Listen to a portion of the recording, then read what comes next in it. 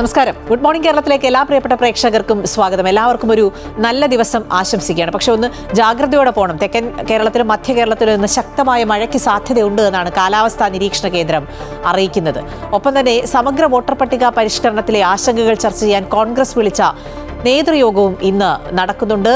തദ്ദേശ തെരഞ്ഞെടുപ്പിന് വേണ്ടിയുള്ള ഒരുക്കങ്ങൾ ഇങ്ങനെ തകൃതിയിൽ പുരോഗമിക്കുകയാണ്. ചിലയിടത്തൊക്കെ ചില തർക്കങ്ങളൊക്കെ ഇപ്പോഴും പുരോഗമിക്കുകയാണ്. പക്ഷേ അതിവേഗം അതൊക്കെ അതിജീവിച്ച് മുന്നോട്ട് പോകാൻ കഴിയും എന്ന് മുന്നണികൾ പ്രതീക്ഷിക്കുകയാണ്. അതോടൊപ്പം തന്നെ ചെങ്കോട്ട ആക്രമണ കേസിലെ പ്രതികൾ വലിയ പദ്ധതികളാണ് രാജ്യത്ത് നടപ്പാക്കാൻ ആസൂത്രണം ചെയ്തിരുന്നത് എന്നുള്ള വിവരങ്ങൾ കൂടി പുറത്തു വരികയാണ്. ഏതായാലും അമീർ റഷീദ് അലിയെ കൂടുതൽ ചോദ്യം ചെയ്യുന്നതോടുകൂടി അതിന്റെ വ്യക്തമായ ചിത്രം അന്വേഷണ സംഘത്തിന് ലഭിക്കും എന്നാണ് പ്രതീക്ഷിക്കുക. ഇതടക്കമുള്ള സമഗ്ര വാർത്തകൾ നോക്കാം. ആദ്യം തലക്കെട്ടുകൾ.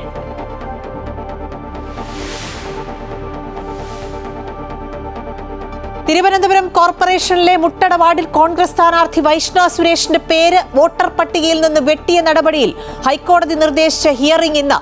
സീറ്റ് വിഭജനം തീരും മുമ്പ് ഇടുക്കിയിൽ മുസ്ലിം ലീഗിൽ പൊട്ടിത്തെറി. സംസ്ഥാന കമ്മിറ്റിയുടെ നിർദ്ദേശം അട്ടിമറിച്ച് സ്ഥാനാർത്ഥി നിർണയത്തിലേക്ക് നീങ്ങിയ നേതൃത്വത്തിനെതിരെ ഒരു വിഭാഗം രംഗത്ത്. മുഖ്യമന്ത്രിയുടെ പ്രചാരണ പരിപാടികൾക്ക് ഇന്ന് തുടക്കം.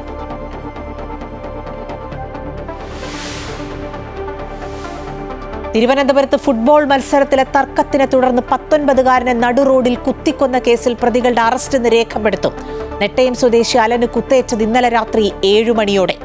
കാപ്പ കേസിൽ ഉൾപ്പെട്ട ഒരാൾ പോലീസ് കസ്റ്റഡിയിൽ. പോസ്റ്റ്മോർട്ടം ഇന്ന്.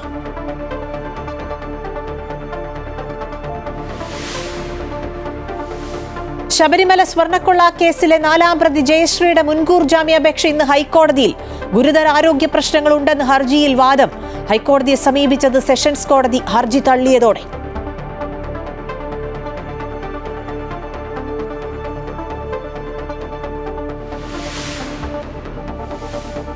ചെങ്കോട്ട ഭീകരാക്രമണ കേസിലെ പ്രധാന പ്രതി അമീർ റഷീദ് അലിയുമായുള്ള തെളിവെടുപ്പ് ഇന്ന്. കൂടുതൽ സ്ഥലങ്ങളിൽ ആക്രമണങ്ങൾക്ക് പദ്ധതിയിട്ടിരുന്നതോ എന്ന അടക്കമുള്ള വിവരങ്ങൾ ശേഖരിക്കും. ഡൽഹി കലാപാഹ്വാന കേസിലെ പ്രതികളുടെ ജാമ്യാപേക്ഷ ഇന്ന് സുപ്രീംകോടതിയിൽ. ഒമർ ഖാലിദ്, ഷർജിൽ ഇമാം ഉൾപ്പെടെയുള്ള പ്രതികൾ സുപ്രീംകോടതിയെ സമീപിച്ചത് ഹൈക്കോടതി ജാമ്യാപേക്ഷ തള്ളിയതോടെ. ഗാസയ്ക്കായുള്ള US പ്രസിഡന്റ് ഡൊണാൾഡ് ട്രംപിന്റെ 20-ദിന പദ്ധതിക്ക് ഐക്യരാഷ്ട്രസഭ രക്ഷാസമിതിയുടെ പിന്തുണ. പ്രമേയം അവതരിപ്പിച്ചത് അമേരിക്ക.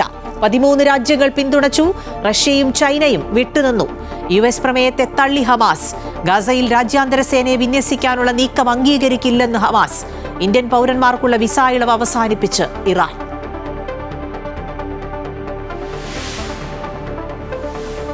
ISL അനിശ്ചിതത്വം തുടരുന്നതിനിടെ ഓൾ ഇന്ത്യ ഫുട്ബോൾ ഫെഡറേഷൻ വിളിച്ച നിർണായക യോഗം ഇന്ന് ഡൽഹിയിൽ. ലോകകപ്പ് ഫുട്ബോളിന് യോഗ്യത നേടി ജർമ്മനിയും നെതർലൻഡ്സും.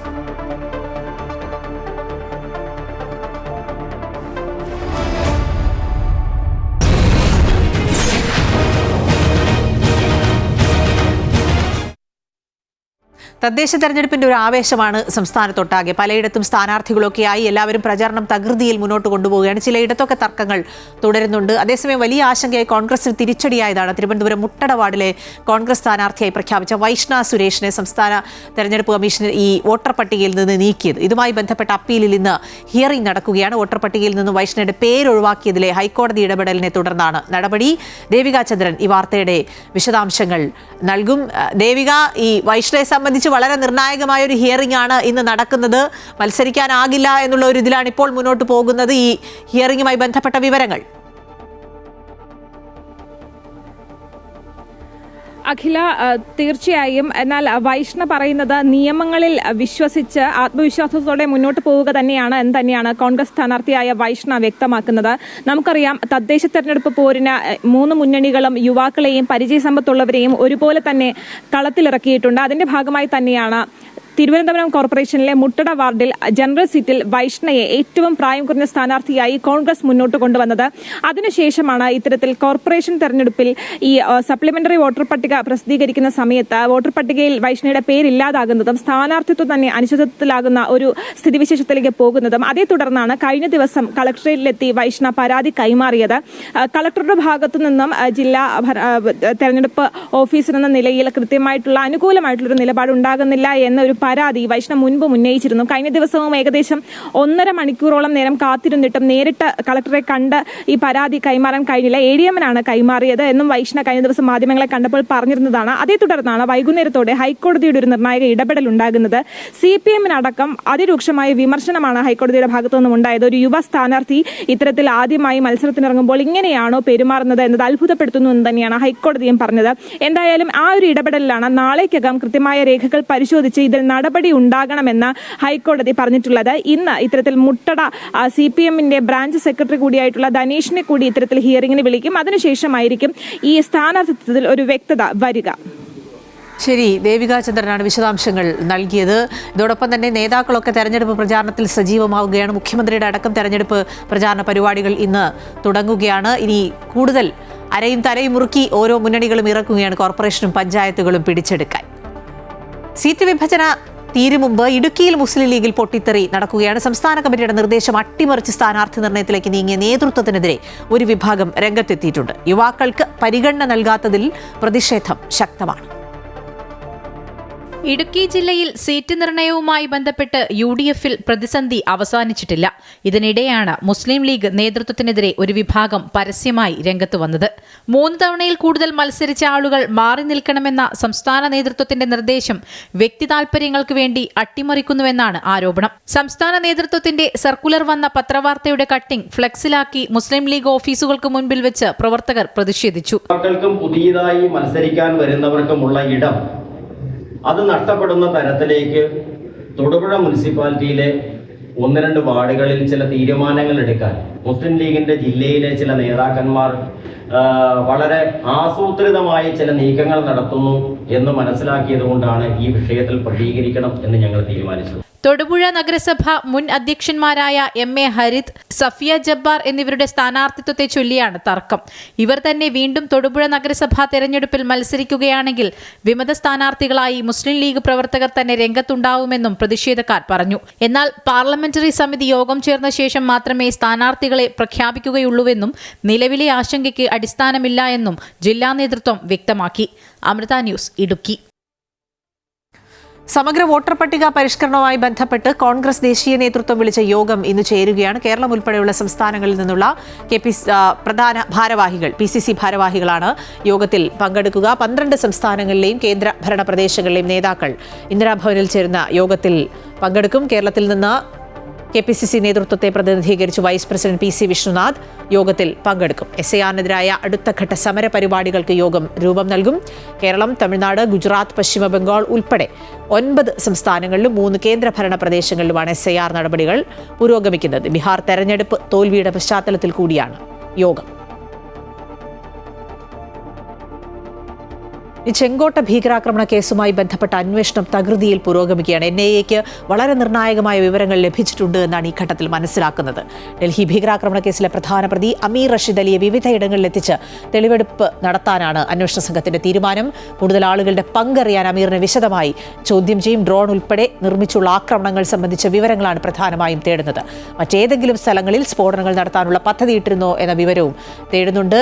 ഷഹീൻ സെയ്ദ്, ആദിൽ അഹമ്മദ് എന്നിവർക്കൊപ്പമിരുത്തി അമീറിനെ ചോദ്യം ചെയ്യാനുമാണ് സാധ്യത. കൂടുതൽ വിവരങ്ങൾ KK പ്രശാന്ത് നൽകും. പ്രശാന്ത്, വളരെ നിർണായകമായ ഇടപെടൽ നടത്തുകയാണ് NIA. പ്രധാനമായും ഈ അമീർ റഷീദ് അലി ഹമാസ് മാതൃകയിൽ ചില ആക്രമണങ്ങൾ നടത്താനാണ് രാജ്യത്ത് പദ്ധതിയിട്ടിരുന്നത് എന്നുള്ള വിവരങ്ങൾ പുറത്തു വരികയാണ്. ഡ്രോൺ ആക്രമണങ്ങളൊക്കെ. അതുകൊണ്ട് തന്നെ അന്വേഷണം അതിൻ്റെ ഒരു നിർണായക രീതിയിലേക്ക് പോവുകയാണ്. ഇയാൾ മറ്റേതെങ്കിലും തരത്തിലുള്ള പദ്ധതികൾ രാജ്യത്ത് നടപ്പാക്കാൻ ആസൂത്രണം ചെയ്തിരുന്നതോ എന്നടക്കമുള്ള കാര്യങ്ങൾ അറിയണമല്ലോ.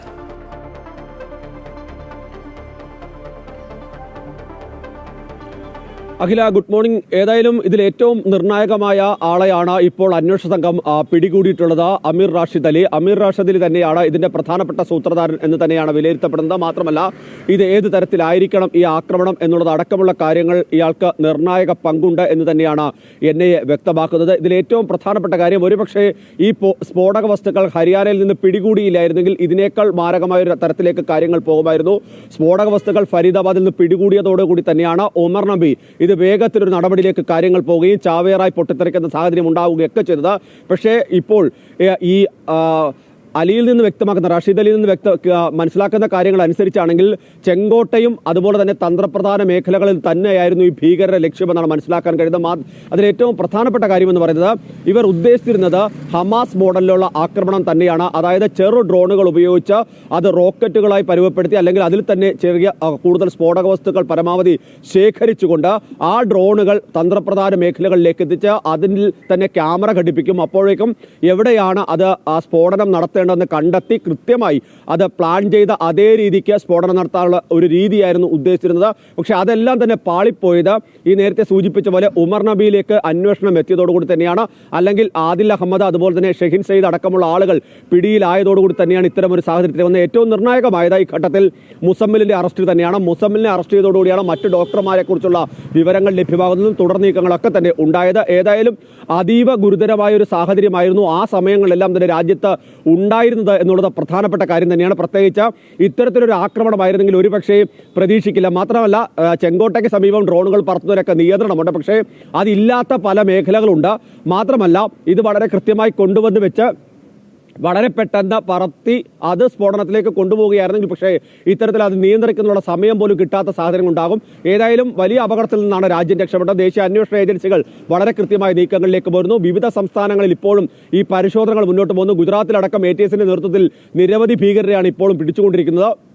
അതോടൊപ്പം പ്രധാനപ്പെട്ട കാര്യം ഈ അമീർ റാഷിദ് അലിയെ വിവിധ ഇടങ്ങളിൽ എത്തിച്ച് തെളിവെടുക്കാനുള്ള ഒരു സാഹചര്യം ഇപ്പോൾ ഒരുക്കുന്നുണ്ട്. പ്രത്യേകിച്ച് ജമ്മു കാശ്മീരിൽ എത്തിച്ച് കൂടുതൽ വിവരങ്ങൾ ശേഖരിക്കാനാണ് ഇപ്പോൾ അന്വേഷണ സംഘം തീരുമാനിച്ചിട്ടുള്ളത്. മാത്രമല്ല ഈ രണ്ടുപേർക്കൊപ്പം ഇരുത്തി ഈ റാഷിദ് അലിയെ ചോദ്യം ചെയ്യേണ്ടി വരും. പ്രത്യേകിച്ച് ഇതുമായി ബന്ധപ്പെട്ട എവിടെയൊക്കെയാണ് ഗൂഢാലോചന നടന്നത്, മറ്റേതെങ്കിലും തരത്തിലുള്ള പങ്കുണ്ടോ. ഇന്നലെ മാധ്യമപ്രവർത്തകർ ചിലർ കോടതിക്ക് സമീപത്ത് വെച്ച് തന്നെ റാഷിദ് അലിയോട് ചോദിച്ചിരുന്നതിൽ പിന്നിൽ ആരാണെന്ന് ചോദിക്കുമ്പോൾ ഒരു തരത്തിലുള്ള പ്രതികരണവുമില്ലാതെ മുഖംമൂടിയിട്ടാണ് റാഷിദ് അലിയെ കൊണ്ടുവന്നത്. പക്ഷേ കൂടുതൽ പ്രതികരണങ്ങളിലേക്ക് അയാൾ നിന്നില്ല എന്നുള്ളതും പ്രധാനപ്പെട്ട കാര്യം തന്നെയാണ്. അഖില, പ്രശാന്ത്, ഈ തുർക്കി അടക്കമുള്ള രാജ്യങ്ങളുമായുള്ള ചില ബന്ധങ്ങൾ നേരത്തെ പുറത്തു വന്നിരുന്നതാണ്. ഇപ്പോൾ ഈ സൗദി അറേബ്യ, തുർക്കി, ഒപ്പം ഈ മാലിദ്വീപിലും ഒക്കെ ഈ ഭീകര പ്രവർത്തകർക്ക് ഏതെങ്കിലും തരത്തിലുള്ള ബന്ധമുണ്ട് എന്നുള്ള വിവരങ്ങൾ കൂടി വരുന്നുണ്ടല്ലോ.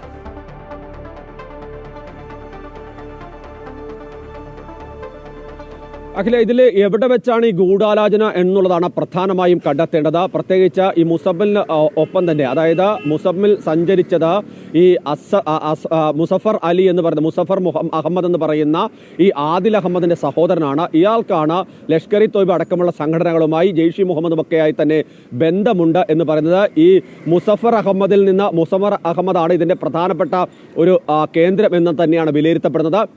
പക്ഷേ ഇവർക്ക് നിർദ്ദേശം നൽകിയിരുന്ന ചില വ്യക്തികളുണ്ട്. അവരുടെ ഈ പേരുകൾ, വെളിപ്പേരുകൾ മാത്രം അല്ലെങ്കിൽ കോഡ് നെയിമുകൾ, പേരുകൾ മാത്രമാണ് ഇപ്പോഴും അന്വേഷണ സംഘത്തിന് ലഭ്യമായിട്ടുള്ളത്. ഇപ്പോഴും ഇവർ കൃത്യമായി വിവരങ്ങൾ നൽകാൻ തയ്യാറല്ല. അതിനൊരു പ്രധാനപ്പെട്ട കാര്യം എന്ന് പറയുന്നത് ഇവർക്ക് ചാവേറാകാനുള്ള എല്ലാ തരത്തിലുള്ള പരിശീലനവും ലഭിച്ച ആളുകളാണ്. അവരെ സംബന്ധിച്ച ഈ ചോദ്യം ചെയ്യലോ മറ്റു കാര്യങ്ങളോ ഒരു പ്രധാനപ്പെട്ട അല്ലെങ്കിൽ വലിയ തരത്തിൽ ബാധിക്കില്ല എന്ന തരത്തിൽ തന്നെയാണ് അവർ നിലകൊള്ളുന്നത്. കൂടുതൽ വിവരങ്ങൾ അവരിൽ നിന്ന് ലഭിക്കേണ്ടതാണ്. ഇതിന് താഴെ തട്ടിലെ ആളുകളെ സംബന്ധിച്ച് അവരൊരു പക്ഷേ ഇതിൽ നിന്ന് പണം വാങ്ങി ഈ ഭീകരപ്രവർത്തനത്തിലേക്ക് എത്തിയ ആളുകളായിരിക്കണം. മറ്റുള്ളവർ അവരെ നിരന്തരമായി വർഷങ്ങളോളം ഈ സംവിധാനത്തിന്റെ ഭാഗമാക്കി അവരെ കൃത്യമായി ഈ കാര്യങ്ങളെല്ലാം പറഞ്ഞുകൊടുത്ത് ഒരുപക്ഷെ ഏത് തരത്തിൽ ഇതാണ് നിങ്ങളുടെ ശത്രുരാജ്യം എന്നതൊക്കെ തന്നെ പറഞ്ഞുകൊടുത്ത് അവരെ രൂപത്തിൽ പരുവപ്പെടുത്തിയതാണ്. അവരിൽ നിന്ന് കൂടുതൽ വിവരങ്ങൾ ലഭിക്കുക അത്ര എളുപ്പമാവില്ല. അതിനുള്ള ശ്രമങ്ങളാണ് ഇപ്പോൾ നടക്കുന്നത്. പക്ഷേ ഈ റാഷിദ് അലിയെ കിട്ടിയതോടുകൂടി കുറെ കൂടി നിർണായക വിവരങ്ങൾ ലഭിക്കുമെന്ന് തന്നെയാണ് അന്വേഷണ സംഘം വ്യക്തമാക്കുന്നത്. പ്രത്യേകിച്ച് ഇതിന്റെ ഗൂഢാലോചന കേന്ദ്രം എവിടെയാണ്, ഏതൊക്കെ തരത്തിലുള്ള കാര്യങ്ങളിലേക്കാണ് കാര്യങ്ങൾ പോയിരുന്നത്, ഇനി എവിടെയാണ് ഇതിന്റെ അന്വേഷണം മുന്നോട്ട് പോകുന്നത് തുടങ്ങിയ കാര്യങ്ങൾ ഈ വരുന്ന 2 ദിവസത്തിനുള്ളിൽ നിർണായകമായി ലഭിക്കുമെന്ന് തന്നെയാണ് അന്വേഷണ സംഘം വ്യക്തമാക്കുന്നത്. അഖില, ശരി പ്രശാന്ത്, ഏതായാലും ഈ അമീർ റാഷിദ് അലിയെ കൂടുതൽ ചോദ്യം ചെയ്യുന്നതോടെ നിർണായക വിവരങ്ങൾ പുറത്തുവരും. പക്ഷേ ഏറ്റവും ആശ്വാസകരമായ കാര്യം നിർണായക ഇടപെടൽ ATS നടത്തിയത് കൊണ്ട് തന്നെയാണ് രാജ്യത്ത് വലിയൊരു അപകടത്തിൽ നിന്ന് രാജ്യത്തെ രക്ഷിക്കാൻ കഴിഞ്ഞത് എന്നുള്ളതാണ്. ഇനി ഡൽഹി കലാപ ഗൂഢാലോചന കേസിലെ പ്രതികളുടെ ജാമ്യാപേക്ഷ സുപ്രീംകോടതി ഇന്ന് പരിഗണിക്കുകയാണ്. ഒമർ ഖാലിദ്, ഷർജിൽ ഇമാം ഉൾപ്പെടെയുള്ളവരാണ് ജാമ്യ ഹർജി നൽകിയിട്ടുള്ളത്. ജസ്റ്റിസുമാരായ അരവിന്ദ് കുമാർ, NV അഞ്ചാരിയ എന്നിവരടങ്ങിയ ബെഞ്ചാണ് ഹർജി പരിഗണിക്കുന്നത്. ഹൈക്കോടതി ജാമ്യാപേക്ഷ തള്ളിയതോടെയാണ് പ്രതികൾ സുപ്രീംകോടതിയെ സമീപിച്ചിരിക്കുന്നത്.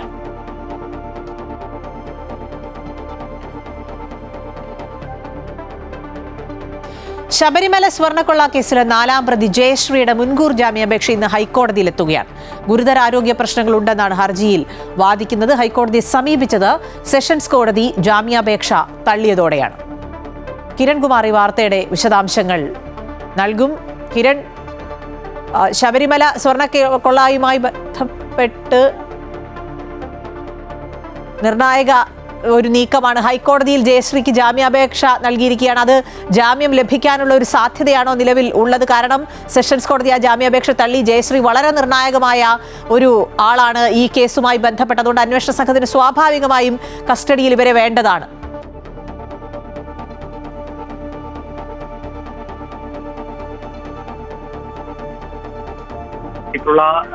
മുൻ ദേവസ്വം സെക്രട്ടറി ജയശ്രീ സമർപ്പിച്ചിട്ടുള്ള മുൻകൂർ ജാമ്യാപേക്ഷയാണ് ഇന്ന് ഹൈക്കോടതി വീണ്ടും പരിഗണിച്ചത്. പ്രതിയാക്കിയിട്ടുള്ള മുൻ ദേവസ്വം സെക്രട്ടറി ജയശ്രീ സമർപ്പിച്ചിട്ടുള്ള മുൻകൂർ ജാമ്യാപേക്ഷയാണ് ഇന്ന് ഹൈക്കോടതി വീണ്ടും പരിഗണിക്കുന്നത്. കഴിഞ്ഞ ദിവസം കോടതി ഈ മുൻകൂർ ജാമ്യാപേക്ഷ പരിഗണിക്കുകയും ഇന്ന് വരെ അറസ്റ്റ് വിലക്കുകയും ചെയ്തിരുന്നു. ഈ സ്വർണ്ണക്കൊള്ളയിൽ ജയശ്രീക്ക് നേരിട്ട് പങ്കുണ്ട് എന്നതടക്കമുള്ള കാര്യങ്ങൾ SIT കണ്ടെത്തിയിരുന്നു. ഇതിന്റെ അടിസ്ഥാനത്തിലാണ് അറസ്റ്റിലേക്കടക്കം നീങ്ങാനായിട്ട് SIT തീരുമാനിച്ചിരുന്നത്. ഇതിനെ തുടർന്ന് ഇവർ ആദ്യം പത്തനംതിട്ട ജില്ലാ സെഷൻസ് കോടതിയിൽ മുൻകൂർ ജാമ്യം നൽകിയിരുന്നു. പ്രധാനമായിട്ടും ഇവർ ചൂണ്ടിക്കാണിച്ചിരിക്കുന്ന കാര്യം തനിക്ക് ആരോഗ്യ പ്രശ്നങ്ങളുണ്ട്, ഒപ്പം തന്നെ സ്വർണ്ണക്കൊള്ളയിൽ തനിക്ക് പങ്കില്ലായിരുന്നു, താൻ ദേവസ്വം ഉദ്യോഗസ്ഥ മാത്രമായിരുന്നു എന്നതടക്കമുള്ള വാദങ്ങളായിരുന്നു ജയശ്രീ മുന്നോട്ട് വെച്ചിരുന്നത്. ആരോഗ്യ പ്രശ്നങ്ങളടക്കം ഉണ്ട് എന്ന് സൂചിപ്പിച്ചതിനെ തുടർന്നാണ് പിന്നീട് ഈ മുൻകൂർ ജാമ്യം പത്തനംതിട്ട ജില്ലാ സെഷൻസ് കോടതി തള്ളുകയും ഹൈക്കോടതിയെ സമീപിക്കാനായിട്ട് നിർദ്ദേശിക്കുകയും ചെയ്തിരുന്നത്. ഇതിനെ തുടർന്ന് ഇവർ ഹൈക്കോടതിയും സമീപിച്ചിരുന്നു. ഏതായാലും ജയശ്രീക്കെതിരായിട്ട് ഗുരുതരമായിട്ടുള്ള ആരോപണങ്ങൾ തന്നെയാണ് SIT ഉന്നയിച്ചിരിക്കുന്നത്. ഈ ഉണ്ണികൃഷ്ണൻ പോറ്റിക്ക് സ്വർണം കൈമാറുന്നതിന് വേണ്ടിയുള്ള നീക്കം അത് ജയശ്രീയുടെ കൂടി അറിവോടുകൂടിയായിരുന്നു എന്നുള്ളതാണ് SIT കണ്ടെത്തിയിരിക്കുന്നത്. മിനിറ്റ്സിൽ തിരുത്തു വരുത്തിക്കൊണ്ടാണ് ഉണ്ണികൃഷ്ണൻ പോറ്റിക്ക് സ്വർണം കൈമാറാനായിട്ട് ജയശ്രീ നിർദ്ദേശം നൽകിയിരുന്നത്. അതുകൊണ്ട് തന്നെ ഇവരെ 4ാം പ്രതിയാക്കിക്കൊണ്ടാണ് SITയുടെ അന്വേഷണം പുരോഗമിച്ചുകൊണ്ടിരിക്കുന്നത്. അഖില, ഏതായാലും ജയശ്രീയുടെ ജാമ്യാപേക്ഷയിൽ ഹൈക്കോടതി എന്ത് നിലപാടെടുക്കും എന്നുള്ളത് വളരെ പ്രധാനപ്പെട്ടതാണ്. കാരണം ജാമ്യം ലഭിക്കാതിരുന്നാൽ അന്വേഷണ സംഘത്തിന് സ്വാഭാവികമായും കസ്റ്റഡിയിലെടുക്കുകയും അറസ്റ്റിലേക്കും ചോദ്യം ചെയ്യലിലേക്കുമൊക്കെ കാര്യങ്ങൾ എത്തിക്കാനാവും. തിരുവനന്തപുരത്ത് ഫുട്ബോൾ മത്സരത്തിലെ തർക്കത്തിനെ തുടർന്ന് 19-കാരനെ നടു റോഡിൽ കുത്തിക്കൊന്ന കേസിൽ പ്രതികളുടെ അറസ്റ്റ് ഇന്ന് രേഖപ്പെടുത്തും. തമ്പാനൂർ തോപ്പിൽ വാടകയ്ക്ക് താമസിക്കുന്ന നെട്ടയം സ്വദേശി അലനാണ് ഇന്നലെ രാത്രി 7 മണിയോടെ കുത്തേറ്റ് മരിച്ചത്. കാപ്പ കേസിൽ ഉൾപ്പെട്ട ഒരാൾ പോലീസ് കസ്റ്റഡിയിലുണ്ട്. അലന്റെ പോസ്റ്റ്മോർട്ടം ഇന്ന് നടത്തും. അതിനുശേഷം ബന്ധുക്കൾക്ക് മൃതദേഹം വിട്ടു നൽകും. ദേവിക ചന്ദ്രനാണ് ഈ വാർത്തയുടെ വിശദാംശങ്ങൾ നൽകുക. ദേവിക, തലസ്ഥാനത്തെ സംബന്ധിച്ച് ഇത്തരം സംഭവങ്ങൾ അങ്ങനെ സ്വാഭാവികമായി സംഭവിക്കുന്നതല്ല. പക്ഷേ എന്നിട്ടുകൂടി നടു റോഡിൽ ഒരാളെ കൊല്ലാൻ മാത്രമുള്ള വൈരാഗ്യം ഒരു ഫുട്ബോൾ മത്സരത്തിനിടയിൽ ഉണ്ടാകുന്നു എന്നുള്ളത് വളരെ പ്രധാനപ്പെട്ടതാണ്. എങ്ങനെയാണ് അന്വേഷണം പുരോഗമിക്കുന്ന വിവരങ്ങൾ? അഖില, മാസങ്ങളായി ഉണ്ടായ ചില സംഘർഷങ്ങളാണ് ഇത്തരത്തിൽ ഒരാളുടെ ജീവൻ എടുക്കുന്ന തലത്തിലേക്ക് ഉയർന്നത് എന്നത് തന്നെയാണ് മനസ്സിലാക്കാൻ സാധിക്കുന്നത്. സിറ്റി പോലീസ് കമ്മീഷണറുടെ ഓഫീസിൽ നിന്ന് അല്പം മാറിയാണ് ഇത്തരത്തിൽ 19 വയസ്സ് മാത്രമുള്ളൊരു ആൺകുട്ടിയെ ഇത്തരത്തിൽ ഒരു കത്തിക്കുത്തിൽ കൊലപ്പെടുത്തുന്നത് എന്ന വളരെ ഗൗരവമുള്ള കാര്യം തന്നെയാണ്. 2 വ്യത്യസ്തമായിട്ടുള്ള ക്ലബ്ബുകൾ തമ്മിലുള്ള ഒരു ചെറിയ സംഘർഷമാണ് മനുഷ്യന്റെ ജീവൻ എടുക്കുന്ന തലത്തിലേക്ക് മാറിയത്. രാജാജി നഗറിലെയും ജഗതി ക്ലബ്ബും തമ്മിൽ ഒരു മത്സരം ഉണ്ടായിരുന്നു. 2 മാസം മുൻപായിരുന്നു ആ ഫുട്ബോൾ മത്സരം നടന്നത്. അതിനുശേഷം പല തവണ ഈ 2 ക്ലബ്ബുകളും തമ്മിൽ ചില സംഘർഷങ്ങൾ ഉണ്ടാവുകയായിരുന്നു. കഴിഞ്ഞ ആഴ്ച ഞാനിപ്പോൾ നിൽക്കുന്നത് തൈക്കാട് ശാസ്താ ക്ഷേത്രത്തിന് സമീപമാണ്. ഈ ക്ഷേത്രത്തിന് സമീപം വെച്ച് വീണ്ടും ഒരു സംഘർഷം ഉണ്ടായിരുന്നു. അതേ തുടർന്നാണ് ഇവർ തമ്മിലൊരു ധാരണയിൽ എത്തുന്നതിന് വേണ്ടി കഴിഞ്ഞ ദിവസം 2 ക്ലബ്ബുകളും കൂടിച്ചേർന്നത്. ആ സമയത്ത് ഈ ഒരു 2 ക്ലബ്ബുകളിലുമുള്ള കുട്ടികൾ 19 വയസ്സിൽ താഴെയുള്ള കുട്ടികളാണ്. അതുകൊണ്ട് തന്നെ ഇവർ ഇത്തരത്തിലൊരു സമാധാന ചർച്ചയ്ക്ക് വരുന്ന സമയത്ത് 2 പേരുടെയും പ്രദേശത്തുള്ള മുതിർന്ന ആളുകളെ കൂടി കൂട്ടുന്നു. അത്തരത്തിലുണ്ടായിരുന്ന ഒരു സംസാരമാണ് പിന്നെ വാക്കുതർക്കത്തിലേക്കും സംഘർഷത്തിലേക്കും ഒരു കൊലപാതകത്തിലേക്കുമൊക്കെ പോയത്. എന്തായാലും ഇന്ന് കൂടുതൽ പ്രതികളുടെ അറസ്റ്റ് ഉണ്ടാകുമെന്ന് തന്നെയാണ് മനസ്സിലാക്കാൻ സാധിക്കുന്നത്. നിലവിൽ 2 പേർ പോലീസിന്റെ കസ്റ്റഡിയിലുണ്ട്. ഇന്ന് ഈ അലന്റെ മൃതദേഹം പോസ്റ്റ്മോർട്ടം ചെയ്തതിനു ശേഷം ബന്ധുക്കൾക്ക് വിട്ടു നൽകും. ഈ ഏറ്റവും സങ്കടകരമായ കാര്യം, ഈ അലന് ഇപ്പോൾ അമ്മ മാത്രമേ ഉള്ളൂ. സഹോദരിയും പിതാവും നേരത്തെ മരണപ്പെട്ടതാണ്. മതപഠനവുമായി ബന്ധപ്പെട്ട മഹാരാഷ്ട്രയിലായിരുന്ന അലൻ അവധിക്കാലത്താണ് അവധി ആഘോഷിക്കാനാണ് ഇത്തരത്തിൽ അനന്തപുരിയിലേക്ക് എത്തിയത്. അഖില, ശരി, ദേവിക ചന്ദ്രനാണ് വിശദാംശങ്ങൾ നൽകിയത്. ഇനി ശരണാമൃതം.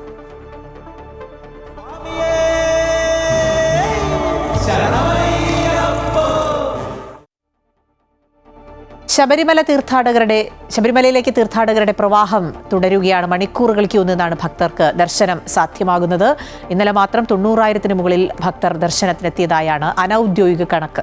പരമ്പരാഗത കാനനപാത വഴിയും സത്രം വഴിയും ഇന്നലെ മുതൽ ഭക്തർ സന്നിധാനത്തേക്ക് എത്തി തുടങ്ങിയിട്ടുണ്ട്. അതിനിടെ ശബരിമല സ്വർണ്ണക്കൊള്ളയിൽ SIT സംഘത്തിന്റെ സ്വർണ്ണപ്പാളികളുടെ ശാസ്ത്രീയ പരിശോധന പൂർത്തിയായിട്ടുണ്ട്. പരിശോധനയ്ക്കായി ഇളക്കി മാറ്റിയ സ്വർണ്ണപ്പാളികൾ ശ്രീകോവിലിൽ തിരികെ സ്ഥാപിച്ചിട്ടുണ്ട്. ഈ വാർത്തയുടെ വിശദാംശങ്ങൾ സന്നിധാനത്തു നിന്നും രജിത് കുമാർ നൽകും.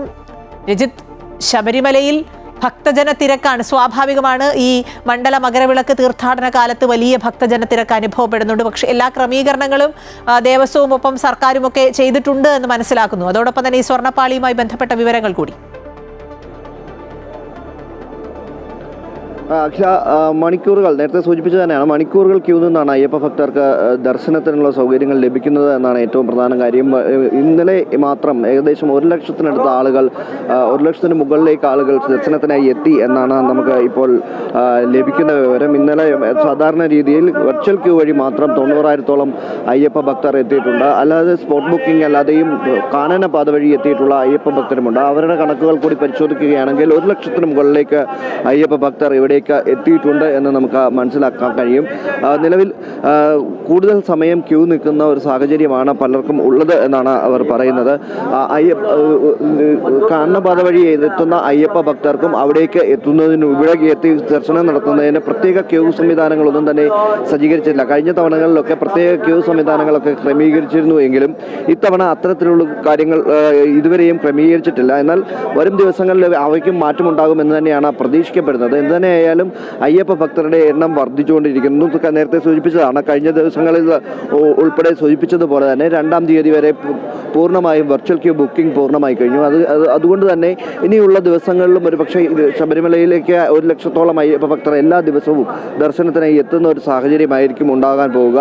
നിലവിൽ ആ തിരക്ക് അതേ രീതിയിൽ തന്നെ തുടരുന്നു എന്നതാണ്. എന്നാൽ ആവശ്യമായ അടിസ്ഥാന സൗകര്യങ്ങൾ ദേവസ്വം ബോർഡിന്റെ ഭാഗത്തു നിന്നും അതുപോലെ തന്നെ സുരക്ഷാ ക്രമീകരണങ്ങൾ പോലീസിന്റെ ഭാഗത്തു നിന്നും കർശനമാക്കുന്നുണ്ട്. അതുകൊണ്ട് തന്നെ പമ്പയിൽ നിന്ന് അയ്യപ്പ ഭക്തരെ കടത്തിവിടുന്നതിന് നേരിയൊരു നിയന്ത്രണമുണ്ട്. കാരണം ശബരിമലയിൽ ഉൾക്കൊള്ളാൻ കഴിയുന്ന അയ്യപ്പ ഭക്തരെ ഉൾക്കൊണ്ട് അവരെ എത്രയും വേഗം പുറത്തെ പമ്പയിലേക്ക് കടത്തിവിട്ടുകൊണ്ട് കൂടുതൽ പേരെ ദർശനത്തിനായി എത്തിക്കുക എന്ന ഒരു ലക്ഷ്യമാണ് ഇപ്പോൾ ഉള്ളത്. ഒപ്പം തന്നെയാണ് ഇന്നലെയാണ് പ്രത്യേക അന്വേഷണ സംഘം ശബരിമല സ്വർണ്ണക്കൊള്ളയുമായി ബന്ധപ്പെട്ടുകൊണ്ടുള്ള പരിശോധനകൾക്കായി ശബരിമലയിലേക്ക് എത്തിയത്. അവർ ശബരിമലയിലെ ശ്രീകോവിലിന് പതിപ്പിച്ചിട്ടുള്ള സ്വർണ്ണപ്പാളികൾ ഇളക്കി തൂക്കവും അതുപോലെ തന്നെ അവയുടെ പരിശുദ്ധിയും ഒക്കെ പരിശോധിക്കുകയും ശാസ്ത്രീയ പരിശോധനകൾക്കായി ഇവയുടെ സാമ്പിളുകളടക്കം ശേഖരിക്കുകയും ചെയ്തിരുന്നു.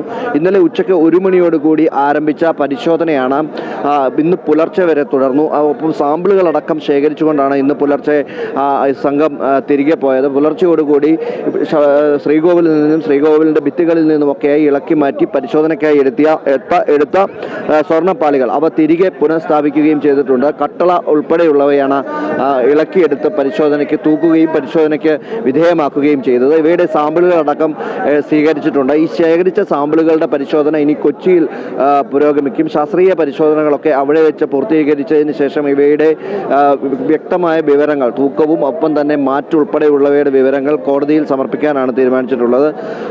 അത്തരത്തിൽ ഇതുമായി ബന്ധപ്പെട്ടുകൊണ്ട് ഒരു പക്ഷേ വരാൻ പോകുന്ന സമയങ്ങളിൽ കേസുമായി ബന്ധപ്പെട്ടുകൊണ്ട് വലിയ തെളിവായി മാറാൻ സാധ്യതയുള്ള കാര്യങ്ങളാണ്. ആ തെളിവ് കോടതിയിൽ സമർപ്പിക്കേണ്ടതുണ്ട്. ഒപ്പം തന്നെ ഇവയുടെ രണ്ടാമതായി പുനഃസ്ഥാപിച്ചിട്ടുള്ള സ്വർണ്ണപ്പാളികളുടെയും നേരത്തെ ഉണ്ടായിരുന്ന സ്വർണ്ണപ്പാളികളുടെയും അളവും തൂക്കവും കൃത്യമായി തന്നെ രേഖപ്പെടുത്തേണ്ടതുണ്ട്. അത് പ്രധാന തെളിവായി മാറാൻ ഉള്ളതിനാൽ തന്നെ അത്തരം കൃത്യമായ കണക്കുകളടക്കം ശേഖരിച്ചുകൊണ്ടാണ് സംഘം ഇന്ന് മലയിറങ്ങുന്നത്. അല്പസമയത്തിനകം തന്നെ ഈ സംഘം ഇവിടെ നിന്നും മലയിറങ്ങും എന്നാണ് അവർ അറിയിച്ചിട്ടുള്ളത്. എന്തുതന്നെയായാലും സ്വർണ്ണക്കൊള്ള കേസുമായി ബന്ധപ്പെട്ടുകൊണ്ടുള്ള പരിശോധനകൾ പുരോഗമിക്കുന്നതിനിടയിൽ തന്നെ ശബരിമലയിൽ ഭക്തർക്ക് ആവശ്യമായ സൗകര്യങ്ങൾ ഒരുക്കിക്കൊണ്ട് അവർക്ക് ആവശ്യമായ ദർശന സൗകര്യം ഒരുക്കിക്കൊണ്ടുള്ള ക്രമീകരണങ്ങൾ ശബരിമലയിൽ തുടരുകയാണ്. എന്തുതന്നെയായാലും ഭക്തരുടെ തിരക്ക് വർദ്ധിച്ചു തന്നെ തുടരും.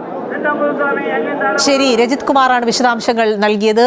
ശബരിമലയിൽ വൻ ഭക്തജന തിരക്കാണ് അനുഭവപ്പെടുന്നത്. ഒപ്പം സ്വർണ്ണപ്പാളിയുമായി ബന്ധപ്പെട്ട പരിശോധനകൾ പൂർത്തിയാക്കിയ SIT സംഘം ഇന്ന് മടങ്ങുകയാണ്.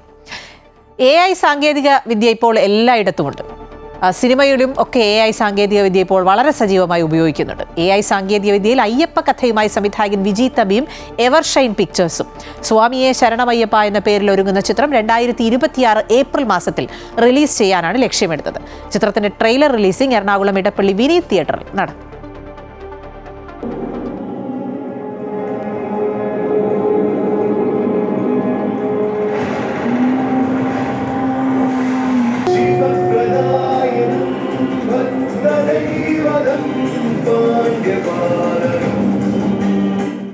സംസ്കൃതത്തിൽ രചിക്കപ്പെട്ട ശ്രീഭൂതനാഥ ഉപാഖ്യാനം എന്ന കൃതിയെ ആസ്പദമാക്കിയാണ് ചിത്രത്തിന്റെ കഥ തയ്യാറാക്കിയിരിക്കുന്നത്. നിരവധി ഹിറ്റ് ചിത്രങ്ങൾ മലയാള സിനിമയ്ക്ക് സമ്മാനിച്ച സംവിധായകൻ വിജി തമ്പി, നിർമ്മാതാവ് എവർഷൈൻ മണി എന്നിവരുടെ കൂട്ടുകെട്ടിലാണ് ചിത്രമൊരുങ്ങുന്നത്. ഇന്ത്യയിൽ തന്നെ പൂർണ്ണമായും AI സാങ്കേതികവിദ്യയോടെ തയ്യാറാക്കി തിയേറ്ററിൽ റിലീസ് ചെയ്യുന്ന ആദ്യ ചിത്രമായിരിക്കും ഇതെന്ന് സംവിധായകൻ വിജി തമ്പി പറഞ്ഞു. നമ്മളൊരു ഈ AI സാങ്കേതികവിദ്യയും മറ്റെല്ലാം ഉപയോഗിച്ചുകൊണ്ട് ഒരു സിനിമ, അതാണ് നമ്മൾ ഉദ്ദേശിക്കുന്നത്. കാരണം നാളത്തെ കാലഘട്ടത്തിൻ്റെ സിനിമ ഇതായിരിക്കും. ദൃശ്യങ്ങൾ പൂർണ്ണമായും AI നിർമ്മിതമാണെങ്കിലും പോസ്റ്റ് പ്രൊഡക്ഷൻ പ്രവർത്തനങ്ങൾ സാധാരണ സിനിമയിലേതുപോലെ തന്നെ നടത്തേണ്ടതുണ്ട്. പോസ്റ്റ് പ്രൊഡക്ഷൻ എല്ലാം ഒരു സിനിമ ചെയ്യുന്നത് പോലെ പോകും. ഡബ്ബിങ്, റീ റെക്കോർഡിങ്, എഫക്ട്സ്, പാട്ട്, ഇതെല്ലാം ഒരു സിനിമ പോലെ തന്നെയാണ്.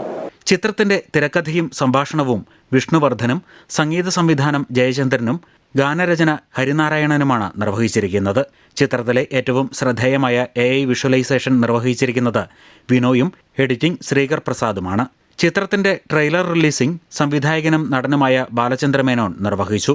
മാറിക്കൊണ്ടിരിക്കുന്ന സിനിമയുടെ മുഖങ്ങൾക്കനുസരിച്ചുള്ള അപ്ഡേഷനാണ് ചിത്രം. കുട്ടികൾക്കും കുടുംബ പ്രേക്ഷകർക്കും ചിത്രം ഇഷ്ടപ്പെടുമെന്നും അദ്ദേഹം പറഞ്ഞു. എൻ്റെ ടോട്ടൽ കോൺസെപ്റ്റിനകത്ത് ഒരു കഥ പറച്ചിലുണ്ട്. ആ കഥ പറച്ചിൽ നമുക്കും കുടുംബങ്ങൾക്കും കുടുംബത്തിലെ കുട്ടികൾക്കുമൊക്കെ ഇഷ്ടപ്പെടാനുള്ള സാധ്യത ഞാൻ കാണുന്നുണ്ട്. ഒരു വ്യാഴവട്ട കാലത്തിന് ശേഷമാണ് വിജി തമ്പിയും എവർഷൈൻ പിക്ചേഴ്സും ഒരു ചിത്രവുമായി വീണ്ടും എത്തുന്നത്. 2026 ഏപ്രിൽ മാസത്തിൽ ചിത്രം തിയേറ്ററിൽ എത്തിക്കാനാണ് ലക്ഷ്യമിടുന്നത്. അമൃത ന്യൂസ്, കൊച്ചി. തീവ്ര വോട്ടർ പട്ടിക പരിഷ്കരണവുമായി ബന്ധപ്പെട്ട് വലിയ തർക്കങ്ങൾ തുടരുന്നുണ്ട്. സംസ്ഥാന സർക്കാർ ഇതുമായി ബന്ധപ്പെട്ട് സുപ്രീം കോടതിയിൽ എത്തിയിരിക്കുകയാണ്. തദ്ദേശ സ്വയംഭരണ തെരഞ്ഞെടുപ്പ് വരെ SIR തടയണമെന്നാണ് സംസ്ഥാന സർക്കാർ ആവശ്യപ്പെട്ടിരിക്കുന്നത്. ചീഫ് സെക്രട്ടറിയാണ് ഹർജി നൽകിയത്. KK പ്രശാന്ത് വിശദാംശങ്ങൾ നൽകും. പ്രശാന്ത്, ആദ്യം തന്നെ സുപ്രീം കോടതിയെ സമീപിക്കും എന്നുള്ള കാര്യം സർക്കാരും CPM ഒക്കെ വ്യക്തമാക്കിയിരുന്നതാണ്. ഇപ്പോൾ ആ കാര്യത്തിലേക്ക് തന്നെ പോവുകയാണ്, SIR തടയണമെന്ന് ആവശ്യപ്പെട്ട്. അഖില, അങ്ങനെ തന്നെയാണ്. സർക്കാരിന്റെ നേരത്തെയുള്ള നിലപാട് അത് തന്നെയാണ്. CPM അക്കാര്യത്തിൽ ആ നിലപാട് വ്യക്തമാക്കിയിരുന്നു. അതിനിടയിൽ തന്നെ മുസ്ലിം ലീഗ് ഇന്നലെ സുപ്രീം കോടതിയെ സമീപിച്ചിരുന്നു. PK കുഞ്ഞാലിക്കുട്ടിയാണ് സുപ്രീം കോടതിയിൽ SIR-നെതിരെ ഹർജി നൽകിയത്. രണ്ട് കാര്യങ്ങൾ പ്രധാനമായും പറഞ്ഞു വെക്കുന്നു. ഒന്ന്, ഇപ്പോഴായിട്ടുള്ള അനീഷിന്റെ മരണം, ഇതുമായി ബന്ധപ്പെട്ട ഇത്തരം സാഹചര്യങ്ങൾ ഉണ്ടാകുന്നു. BLO-മാർക്ക് നിലവിലുണ്ടായിരുന്നേക്കാൾ വലിയ തരത്തിൽ ജോലി ഭാരം വർദ്ധിച്ചിട്ടുണ്ട്. മാത്രമല്ല, ഇത് കൃത്യമായി ഈ നടപടി പൂർത്തിയാക്കാൻ കഴിയില്ല എന്നൊക്കെയാണ് ലീഗ് ആവശ്യമായി മുന്നോട്ട് വെച്ചത്. സമാന നിലപാട് തന്നെയാണ് ഇപ്പോൾ സർക്കാരും മുന്നോട്ട് വെക്കുന്നത്. ചീഫ് സെക്രട്ടറിയാണ് ഇപ്പോൾ സർക്കാരിന് വേണ്ടി സുപ്രീം കോടതിയിൽ ഹർജി നൽകിയിട്ടുള്ളത്. തദ്ദേശ തിരഞ്ഞെടുപ്പ് പൂർത്തിയാകുന്നവരെ SIR തടയണം എന്നുള്ളതാണ് പ്രധാനപ്പെട്ട ആവശ്യം. ഇപ്പോൾ തന്നെ വലിയ തരത്തിലുള്ള ജോലിഭാരം ഉദ്യോഗസ്ഥർക്കുണ്ട്. മാത്രമല്ല, നവംബർ 4 മുതൽ ഡിസംബർ 4 വരെ എന്ന് പറയുന്ന ഒരു സമയപരിധി കൊണ്ട് മുന്നോട്ട് പോകാവുന്ന സാഹചര്യമല്ല ഇപ്പോൾ സംസ്ഥാനത്തുള്ളത്. ഉദ്യോഗസ്ഥരും മറ്റ് ഇതിൽ പങ്കെടുക്കേണ്ട ആളുകളുമൊക്കെ തന്നെ പ്രധാനമായും തദ്ദേശ തിരഞ്ഞെടുപ്പിന്റെ ചുമതലകളിലാണുള്ളത്. മാത്രമല്ല, ആ തിരക്കുകളിലാണ് ഉള്ളത്. അതുകൊണ്ട് SIR നടപ്പിലാക്കേണ്ട എന്നുള്ളതല്ല സർക്കാരിന്റെ നിലപാട്. മറിച്ച് ഇതിന് സമയം വേണം, തദ്ദേശ തിരഞ്ഞെടുപ്പ് കഴിയട്ടെ എന്നൊരു നിലപാടാണ് ഇപ്പോൾ സംസ്ഥാന സർക്കാർ സുപ്രീം കോടതിയെ അറിയിച്ചിട്ടുള്ളത്. ഏതായാലും SIR പൂർത്തിയാക്കി അതിന്റെ അടിസ്ഥാനത്തിൽ തന്നെ അടുത്ത തെരഞ്ഞെടുപ്പിലേക്ക് പോകണം എന്നുള്ളതാണ് തെരഞ്ഞെടുപ്പ് കമ്മീഷന്റെ നിലപാട്. ഇന്നിപ്പോൾ നേരത്തെ നമ്മൾ വാർത്തയിൽ സൂചിപ്പിച്ച പോലെ തന്നെ ഇന്ന് SIR-മായി ബന്ധപ്പെട്ട കോൺഗ്രസ് നിർണായക യോഗങ്ങൾ ആരംഭിച്ചിട്ടുണ്ട്. ഏതായാലും ഈ SIR വിഷയത്തിൽ BJP ഒഴികെയുള്ള കേരളത്തിലെ രാഷ്ട്രീയ പാർട്ടികൾ ഒറ്റക്കെട്ടായി തന്നെയാണ് സർക്കാരിന് പിന്നിൽ അല്ലെങ്കിൽ CPM-ന് പിന്നിലൊക്കെ നിലപാടിനൊക്കെ പിന്നിൽ അണിനിരക്കുന്നത്. അതുകൊണ്ട് തന്നെ ഇതിൽ മറ്റ് തർക്കങ്ങളിലേക്ക് പോകില്ല. അതേസമയം തന്നെ തെരഞ്ഞെടുപ്പ് കമ്മീഷൻ നിലപാടെന്ന് പറയുന്നത് ഇത്തരത്തിൽ അനർഹരായ നിരവധി ആളുകൾ ഈ വോട്ടർ പട്ടികയിലുണ്ട്, അവരെ ഒഴിവാക്കുക എന്നുള്ളത് അത്യാവശ്യമാണ് എന്നുള്ളതാണ് തെരഞ്ഞെടുപ്പ് കമ്മീഷൻ വ്യക്തമാക്കുന്നത്. പക്ഷേ സർക്കാരും അതുപോലെ തന്നെ CPM-ഉം മറ്റ് രാഷ്ട്രീയ പാർട്ടികളും ഒക്കെ തന്നെ വ്യക്തമാക്കുന്നത് 2002 വോട്ടർ പട്ടികയുടെ അടിസ്ഥാനത്തിലാണ് ഈ നടപടി പോകുന്നത്. ഇപ്പോൾ നിലവിൽ കേരളത്തിലുള്ളത് തന്നെ പുതുക്കിയ വോട്ടർ പട്ടികയാണ്. കൃത്യമായ പരിശോധനകൾ നടന്നിട്ടുണ്ട് എന്ന് തന്നെയാണ് അവർ വ്യക്തമാക്കുന്നത്. അതേസമയം തിരഞ്ഞെടുപ്പ് കമ്മീഷൻ പറയുന്നത് തീവ്ര വോട്ടർ പട്ടിക പരിഷ്കരണം എന്ന നിലയിൽ കേരളത്തിൽ ഇതുവരെ നടത്തിയിട്ടുള്ളത് ഏറ്റവും ഒടുവിൽ നടന്നത് 2002-ലാണ്. അതനുസരിച്ച് മാത്രമേ ഈ നടപടിക്രമങ്ങൾ മുന്നോട്ട് പോകാനാകൂ. മിക്ക സംസ്ഥാനങ്ങളും അതേ രീതി തന്നെയാണ് തുടർന്നത്. ബീഹാറിലും അത് തന്നെയായിരുന്നു. ആ രീതി മാത്രമേ മുന്നോട്ട് പോകൂ എന്നുള്ളതാണ് വ്യക്തമാക്കിയത്. ഏതായാലും ഇക്കാര്യത്തിൽ സുപ്രീം കോടതി എന്ത് നിലപാടെടുക്കുമെന്നുള്ളത് ഇപ്പോഴത്തെ സാഹചര്യത്തിൽ ഏറ്റവും നിർണായകമാണ്. പ്രത്യേകിച്ച് ഈ BLOമാരുടെ ജോലിഭാരം സംബന്ധിച്ച നിരവധി വിവാദങ്ങൾ ഇപ്പോൾ കേരളത്തിൽ നിലനിൽക്കുന്ന കൂടി പശ്ചാത്തലത്തിൽ. ശരി, KK പ്രശാന്താണ് വിശദാംശങ്ങൾ നൽകിയത്. SIR തടയണമെന്നാവശ്യപ്പെട്ട് സംസ്ഥാനം സുപ്രീം കോടതിയെ സമീപിക്കുകയാണ്. സുപ്രീം കോടതി ഇനി ഇതുമായി ബന്ധപ്പെട്ട് എന്ത് നിലപാടെടുക്കും എന്നുള്ളത് വളരെ നിർണായകമാണ്.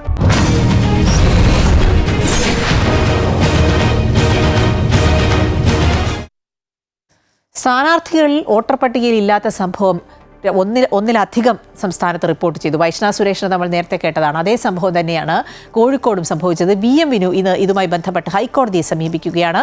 നീതി ലഭിക്കുമെന്ന് പ്രതീക്ഷിക്കുന്നുവെന്ന് കോൺഗ്രസ് നേതാക്കൾ വ്യക്തമാക്കുന്നുണ്ട്. വിനേഷ് കുമാർ ഈ വാർത്തയുടെ വിശദാംശങ്ങൾ നൽകും.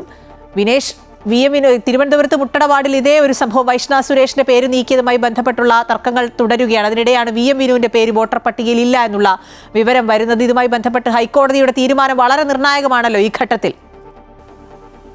അഖില, തീർച്ചയായും ഇക്കാര്യത്തിൽ VM വിനു ഇന്ന് ഹൈക്കോടതിയെ സമീപിക്കും എന്നാണ് നമുക്ക് അറിയാൻ കഴിയുന്നത്. ഇത് എന്ത് ജനാധിപത്യമാണ് എന്ന് തന്നെ അദ്ദേഹം ചോദിക്കുന്നുണ്ട്. കാരണം കഴിഞ്ഞ നിയമസഭാ തെരഞ്ഞെടുപ്പിൽ ഉൾപ്പെടെ താൻ ഇവിടെ നിന്ന്, അതായത് മലാപ്പറമ്പിൽ കൃത്യമായി തന്നെ താൻ വോട്ട് രേഖപ്പെടുത്തിയിരുന്നു എന്ന് അദ്ദേഹം പറയുന്നുണ്ട്. അദ്ദേഹത്തിൻ്റെ വീട് കോഴിക്കോട് സിവിൽ സ്റ്റേഷനിലാണ്, എരഞ്ഞിപ്പാലം സിവിൽ സ്റ്റേഷനിലാണുള്ളത്. അതിനടുത്ത് മലാപ്പറമ്പിലുള്ള സ്കൂളിൽ തന്നെ കൃത്യമായി തന്നെ കഴിഞ്ഞ തവണ കൂടി വോട്ട് രേഖപ്പെടുത്തിയാണെന്ന് അദ്ദേഹം പറയുന്നുണ്ട്. ഈ ഒരു സാഹചര്യത്തിൽ എങ്ങനെയാണ് വോട്ട് ഇത്തരത്തിൽ വോട്ടർ പട്ടികയിൽ നിന്ന് തൻ്റെ പേര് നഷ്ടപ്പെട്ടത് എന്നുള്ള കാര്യത്തിൽ ദുരൂഹമാണ് കാര്യങ്ങൾ എന്നും UDF നേതാക്കളും ഇത് തന്നെയാണ് പറയുന്നത്. നമുക്കറിയാം, വൈഷ്ണ സുരേഷിൻ്റെ വിഷയത്തിൽ ഹൈക്കോടതി വളരെ കൃത്യമായി തന്നെ പറഞ്ഞിട്ടുണ്ട്. അതായത് ഒരാളുടെ വോട്ടർ പട്ടികയിൽ ഒരാളുടെ പേരില്ല എങ്കിൽ അയാളെ മത്സരത്തിൽ നിന്ന് മാറ്റി നിർത്താനുള്ള കൃത്യമായ കാരണമല്ല എന്ന് പറയുന്നുണ്ട്. അതുതന്നെയാണ് VM വിനുവിൻ്റെയും പ്രതീക്ഷ. എന്തായാലും ഹൈക്കോടതിയിൽ നിന്ന് നീതി ലഭിക്കും എന്ന് തന്നെയാണ് പ്രതീക്ഷിക്കുന്നതെന്ന് തന്നെ VM വിനു അതുപോലെ തന്നെ UDF നേതാക്കളും ഇന്നലെ തന്നെ വ്യക്തമാക്കിയതാണ്. ഇന്ന് അതിൻ്റെ നടപടിക്രമങ്ങളുമായി മുന്നോട്ട് പോകും എന്ന് തന്നെയാണ് അറിയാൻ കഴിയുന്നത്. UDF സ്ഥാനാർത്ഥിയായി VM വിനു കല്ലായി ഡിവിഷനിലാണ് മത്സരിക്കുന്നത്. നമുക്കറിയാം, കല്ലായി ഡിവിഷനിൽ തുടക്കത്തിൽ VM വിനു എത്തുന്നതിനെതിരെ കോൺഗ്രസിലൊരു വിഭാഗം അവസരം ഉയർത്തിയിരുന്നു. പിന്നീട് ഇത് കോൺഗ്രസ് നേതാക്കൾ ഇടപെട്ട് പറഞ്ഞ് പരിഹരിച്ചതാണ്. പിന്നീട് ഇത് CPM ആണ് ഇവിടെ മത്സരിക്കാൻ ആദ്യഘട്ടത്തിൽ വന്നിരുന്നു. പിന്നീട് അത് CPIക്ക് കൈമാറുന്നു നമ്മൾ കണ്ടതാണ്. ഈ കല്ലായി ഡിവിഷനിൽ കൃത്യമായി തന്നെ UDFന് വലിയ സ്വാധീനമുള്ളൊരു സ്ഥലം കൂടിയാണ്. കഴിഞ്ഞ 3 തവണയായി UDF സ്ഥാനാർത്ഥിയാണ് ഇവിടെ ജയിച്ചുകൊണ്ടിരിക്കുന്നത്. അതുകൊണ്ട് തന്നെ VM വിനുവിൻ്റെ ജയസാധ്യതയിൽ നിൽക്കുന്ന ഒരു സമയത്താണ് ഇങ്ങനെ ഒരു സംഭവം ഉണ്ടാകുന്നത്. അതായത് വോട്ടർ പട്ടികയിൽ നിന്ന് പേര് നീക്കം ചെയ്തിരിക്കുന്നു എന്നുള്ളൊരു വിവരം പുറത്തു വരുന്നത്. എന്തായാലും VM വിനു ഇക്കാര്യത്തിൽ നിയമ നടപടിയുമായി മുന്നോട്ട് പോകും. നീതി ലഭിക്കും വരെ പോരാടും എന്നുള്ളൊരു നിലപാട് തന്നെയാണ് DCC പ്രസിഡന്റ് അഡ്വക്കേറ്റ് പ്രവീൺ കുമാറും വ്യക്തമാക്കിയിട്ടുള്ളത്.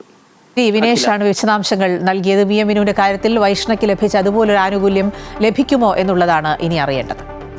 തിരുവനന്തപുരം കോർപ്പറേഷനിൽ CPMന്റെ ശക്തി കേന്ദ്രമായ തൈക്കാട് വാർഡിൽ പരസ്പരം ഏറ്റുമുട്ടുന്നത് ആദ്യകാല കമ്മ്യൂണിസ്റ്റ് നേതാവിന്റെ മകനും ശിഷ്യനും തമ്മിലാണ്. ജില്ലയിലെ കരുത്തനായിരുന്ന CPM നേതാവ് K അനുരഥന്റെ മകനും മുൻ MP A സമ്പത്തിന്റെ സഹോദരനുമായ A കസ്തൂരി BJP സ്ഥാനാർത്ഥിയായാണ് കളത്തിലിറങ്ങുന്നത്. CPM സ്ഥാനാർത്ഥിയാകട്ടെ അനിരുദ്ധന്റെ ശിഷ്യൻ G വേണുഗോപാലാണ്. ഒരു കാലത്ത് കമ്മ്യൂണിസ്റ്റ് പാർട്ടിയുടെ കരുത്തനായ നേതാവും CPMന്റെ തലസ്ഥാനത്തെ മുഖവുമായിരുന്നു K അനിരുദ്ധൻ. CPMന്റെ ശക്തി കേന്ദ്രമാണ് കോർപ്പറേഷനിൽ തൈക്കാട് വാർഡ്. ആദ്യമായി അരിവാൾ ചുറ്റിയ നക്ഷത്രത്തിൽ ഈ വാർഡിൽ മത്സരിക്കുന്നത് പോലും അനിരുദ്ധന്റെ മകനായ മുൻ MP A സമ്പത്തായിരുന്നു. തുടർച്ചയായി CPM ജയിച്ചു വരുന്ന വാർഡിൽ പക്ഷേ ഇക്കുറി BJP കളത്തിലിറക്കിയത് സാക്ഷാൽ അനിരുദ്ധന്റെ ഇളയ മകൻ A കസ്തൂരിയാണ്. ഹിന്ദു ഐക്യവേദി ജില്ലാ അധ്യക്ഷൻ കൂടിയാണ് A കസ്തൂരി. പഠനകാലത്ത് SFI നേതാവ്. തിരുവനന്തപുരം ഗവൺമെന്റ് എഞ്ചിനീയറിംഗ് കോളേജിൽ കോളേജ് യൂണിയൻ ചെയർമാനായിരുന്നു. ഹരിയാനയിലും UPയിലും ജോലി ചെയ്യവെയാണ് ആധ്യാത്മിക പഠനം ആരംഭിച്ചത്. ഞാനൊരു SFI പ്രവർത്തകനൊക്കെ ആയിരുന്നു. അത് കഴിഞ്ഞ് ഇങ്ങനെയുള്ള ആശയങ്ങൾ, നമ്മുടെ ആധ്യാത്മിക സിദ്ധാന്തങ്ങൾ, ഇങ്ങനെയുള്ള കാര്യങ്ങൾ പഠിച്ചു, പലതും അനുഭവിച്ചറിഞ്ഞു. അതിൻ്റെ അടിസ്ഥാനത്തിൽ എനിക്ക് തോന്നി എനിക്ക് തെറ്റുപറ്റി. അതുകൊണ്ട് ഞാനത് തിരുത്തി. എന്നാൽ CPM ആകട്ടെ തങ്ങളുടെ ഉരുക്കുകോട്ടയിൽ മത്സരിപ്പിക്കുന്നത് അനിരുദ്ധന്റെ ശിഷ്യൻ കൂടിയായ ലോക്കൽ കമ്മിറ്റി അംഗം G വേണുഗോപാലിനെയാണ്. തൊണ്ണൂറ്റിരണ്ട് കാലഘട്ടത്തിൽ യൂണിവേഴ്സിറ്റി കോളേജ് ചെയർമാനായിരുന്നു ജി വേണുഗോപാലൻ. അക്കാലത്ത് കോളേജിന്റെ 125ാം വാർഷികം നടത്തി മികച്ച സംഘാടകനായി കയ്യടി നേടി. 90കളിലെ വിദ്യാർത്ഥി നേതാവെന്ന നിലയിൽ നിരവധി പോലീസ് മർദ്ദനങ്ങൾക്കും ജയിൽവാസത്തിനും വിധേയനായിട്ടുള്ള ജി വേണുഗോപാലൻ അനിരുദ്ധന്റെ വീടുമായുള്ള ആത്മബന്ധം ഓർക്കുകയാണ്. അനിരുദ്ധ സഖാവ് എന്ന് പറയുന്നത് നമുക്ക് രാഷ്ട്രീയ രംഗത്തെ ഒരു പ്രധാന ഗുരുവിന് തുല്യമാണ്. നമ്മുടെ വിദ്യാർത്ഥി പ്രസ്ഥാനത്തിൽ നിൽക്കുന്ന സമയത്ത് അനിരുദ്ധ സഖാവിൻ്റെ വീട്ടിൽ പല പ്രാവശ്യം നമ്മൾ അഭയം പ്രാപിച്ചിട്ടുണ്ട്. പോലീസ് ഭീകരമർദ്ദനങ്ങൾക്കിടയിൽ അവിടെ താമസിക്കുവാനും അതുപോലെ തന്നെ ആ വീട്ടിൽ അനിരുദ്ധ സഖാവിൻ്റെ ഭാര്യയായ പ്രൊഫസറും സമ്പത്തിൻ്റെ അമ്മയും നമുക്ക് ആഹാരം വെച്ച് വിളമ്പിത്തരുമായിരുന്നു. ഒരു രാഷ്ട്രീയ ഗുരുവാണ് നമുക്ക് അനിരുദ്ധ സഖാവ്. CPMന്റെ ജില്ലാ കമ്മിറ്റി ഓഫീസ് നിലനിൽക്കുന്ന വാർഡ് കൂടിയാണ് തൈക്കാട്. പഴയ കമ്മ്യൂണിസ്റ്റ് നേതാവിന്റെ മകനും ശിഷ്യനും നേർക്കുനേർ വരുമ്പോൾ പാർട്ടിയുടെ ഉരുക്കുകോട്ടയ്ക്ക് ഇളക്കം സംഭവിക്കുമോ എന്നാണ് അറിയേണ്ടത്. Amrita news, Thiruvananthapuram. Social media താരങ്ങൾക്ക് വലിയ റീച്ചുള്ള ഒരു കാലമാണ്. സോഷ്യൽ മീഡിയയിലെ വൈറൽ കണ്ടന്റുകളിലൂടെ ശ്രദ്ധേയായ മഹിളാ മോർച്ച നേതാവ് രമ്യ മുരളി കോഴിക്കോട് കോർപ്പറേഷനിൽ നടുവട്ടം ഡിവിഷനിലാണ് മത്സരിക്കുന്നത്. നാടിന്റെ അടിസ്ഥാന പ്രശ്നങ്ങൾക്ക് പരിഹാരം കണ്ടുകൊണ്ടുള്ള വികസനമാണ് ലക്ഷ്യമിടുന്നതെന്ന് രമ്യ മുരളി പറയും. സോഷ്യൽ മീഡിയയിലൂടെ വളരെ കൃത്യമായി തന്നെ രാഷ്ട്രീയം പറയുന്ന ആളാണ് രമ്യ മുരളി. രമ്യ മുരളി ഇത്തവണ കോഴിക്കോട് കോർപ്പറേഷനിൽ നടുവട്ടം ഡിവിഷനിൽ BJP സ്ഥാനാർത്ഥിയായി മത്സരിക്കുന്നു. അവരിപ്പോൾ നമ്മോടൊപ്പം ചേരുന്നുണ്ട്. എങ്ങനെയുണ്ട് പ്രചാരണമൊക്കെ? പ്രചാരണമൊക്കെ സുഖമായിട്ട് പോകുന്നു. നല്ല രീതിയിൽ മുന്നോട്ട് പോകുന്നുണ്ട്. സ്ഥാനാർത്ഥിത്വം പ്രതീക്ഷിച്ചതായിരുന്നോ? ഉണ്ടായിരുന്നു. BJP എല്ലാവരും ചുമതലയിലുള്ളവരും പുതിയ ആളുകളും എല്ലാം മത്സരിക്കണം ഒരു നിർദ്ദേശം ഉണ്ടായിരുന്നു. അപ്പോൾ അതിനനുസരിച്ച് എല്ലായിടത്തും BJPയുടെ കാൻഡിഡേറ്റ് ഉണ്ടാവണം, മത്സരിക്കണം എന്നുള്ളൊരു തീരുമാനം ഉള്ളതിൻ്റെ പ്രകാരം പ്രതീക്ഷയുണ്ടായിരുന്നു എവിടെയെങ്കിലും മത്സരിക്കേണ്ടി വരുമെന്ന്. ഈ ഒരു ഡിവിഷൻ്റെ ഒരു സ്വഭാവം എന്താണ്? വികസനം ഇനിയും വരാൻ സാധ്യതകളേറെ. സാധാരണക്കാരായിട്ടുള്ള ആളുകൾക്ക് ധാരാളം കാര്യങ്ങൾ കിട്ടാനുള്ള, ഇനിയും വികസനത്തിൻ്റെ പാതയിലേക്ക് എത്തി നിൽക്കാത്ത ഒരു ഡിവിഷനാണിത്. കാരണം അതിനുള്ള സാഹചര്യങ്ങളുണ്ട്. പക്ഷേ നമ്മൾ ഇനിയും ഇതിനെ ഉയർത്തിക്കൊണ്ടുവരാൻ നമുക്ക് പറ്റും. കാരണം ധാരാളം പദ്ധതികൾ ഇപ്പം കേന്ദ്ര ഗവൺമെൻറ്റിൻ്റെ തന്നെ നിരവധി പദ്ധതികളുണ്ട് സാധാരണക്കാരിലേക്ക് എത്താനുള്ള. അപ്പോൾ അങ്ങനെയുള്ള ആളുകൾക്ക്, സാധാരണക്കാരായിട്ടുള്ള ആളുകൾക്ക് പ്രയോജനകരമായിട്ടുള്ള പദ്ധതികളെല്ലാം കൊണ്ടുവന്ന് മൊത്തം നാടിൻ്റെ ഒരു വികസനം യാഥാർത്ഥ്യമാക്കാൻ ഇവിടെ ധാരാളം കാര്യങ്ങൾ ഇനിയും ചെയ്യാനുണ്ട് എന്നുള്ളത് തന്നെയാണ് എൻ്റെ ഒരു നിഗമനം. ക്യാമറാമാൻ അമർജിത്ത് കൽപ്പറ്റയ്ക്കൊപ്പം S Vinesh Kumar, Amrita News, Kozhikode. Party മാറുന്നതൊക്കെ സാധാരണമാണ്. തദ്ദേശ തെരഞ്ഞെടുപ്പ് ആകുമ്പോൾ അത് സ്വാഭാവികമായി നടക്കുന്ന ഒരു സംഭവമാണ്. തൃക്കാക്കര നഗരസഭയിൽ CPM യുവ നേതാവിനെ സ്ഥാനാർത്ഥിയാക്കി കോൺഗ്രസ്. പാലച്ചുവട് വാർഡിലാണ് MS ശരത് കുമാർ മത്സരിക്കുന്നത്. തികഞ്ഞ ആത്മവിശ്വാസത്തിലാണ് സ്ഥാനാർത്ഥി. AT അശ്വതി തയ്യാറാക്കിയ റിപ്പോർട്ടാണ്. തൃക്കാക്കര നഗരസഭയിൽ ഇത്തവണ പൊരിഞ്ഞ പോരാട്ടമാണ്. ഒരുപാട് പ്രത്യേകതകളൊക്കെ ഉണ്ട്.